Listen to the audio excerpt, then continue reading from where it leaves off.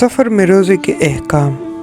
جن اوزار کی وجہ سے روزہ نہ رکھنا جائز ہے ان میں سے ایک عذر سفر شرعی ہے۔ سفر شرعی سے مراد تقریباً 83 کلومیٹر 83 کلومیٹر ہے۔ اگر کوئی شخص اپنے وطن سے تقریباً 83 کلومیٹر کے سفر کا ارادہ کرتا ہے تو وہ شریعت کی نظر میں مسافر مانا جائے گا اور اس کو یہ رخصت ملے گی۔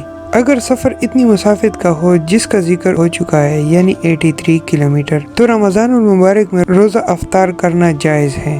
سفر کی وجہ سے روزے سے افطار کے جائز ہونے کے سلسلے میں تفصیل ہم آپ کو بتاتے ہیں۔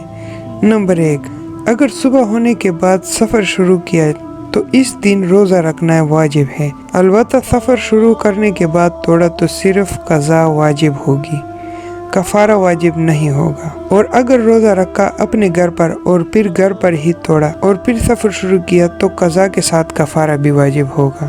نمبر 2، سفر میں تھا اور سفر ہی میں صبح ہوئی تو اب روزہ نہ رکھے یا رکھنے کے بعد توڑنے میں کوئی حرج نہیں، صرف قضا ہوگی، کفارہ نہیں۔ نمبر 3، صبح صادق کے وقت گھر پر تھا اور روزہ رکھا اور پھر سفر شروع کیا، پھر راستے میں کوئی چیز یاد آئی اور دوبارہ گھر واپس آیا اور گھر ہی پر روزہ توڑ دیا تو یہ جائز نہیں ہے اور قضا کے ساتھ کفارہ بھی واجب ہوگا۔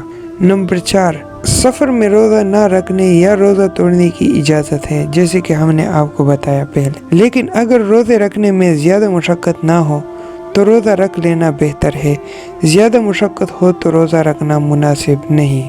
اعصابی کمزوری، کبھی ایسی صورت بھی پیش آتی ہے کہ ایک شخص اعصابی کمزوری کا دائم المریض ہونے کی وجہ سے مسلسل روزے نہیں رکھ سکتا۔ چند دن روزے رکھنے کے بعد چند دن روزوں کا نہ کرنا ضروری ہوتا ہے، تو جتنے دن روزے رکھ سکتا ہے رکھ لے۔ جب تکلیف شروع ہو جائے یا اس کا اندیشہ پیدا ہو جائے اور مسلمان دیانتدار ماہر ڈاکٹر اس کی نشاندہی کر دیں تو روزہ نہ رکھ کے بعد میں صرف قضا کر لے۔ ویڈیو کو ثواب اور اجر کی نیت سے آگے شیئر کرتے جائیں، جس سے ہمیں یہ فائدہ ہوگا کہ جس تک بھی یہ نیک بات پہنچے گی اور اس پر عمل کرے گا اس کا ثواب آپ کو بھی ملے گا اور مجھے بھی ملے گا۔ اگر آپ نے ابھی تک ہمارے چینل سبسکرائب نہیں کیا تو آپ سے گزارش ہے کہ ہمارے چینل کو سبسکرائب کریں اور بیل کے آئیکن کو پریس کریں، یہ فری ہے۔ اس سے یہ فائدہ ہوگا کہ جب بھی ہم اپنی چینل پہ ویڈیو اپلوڈ کریں گے اس کی نوٹیفیکیشن آپ تک پہنچتی رہے گی۔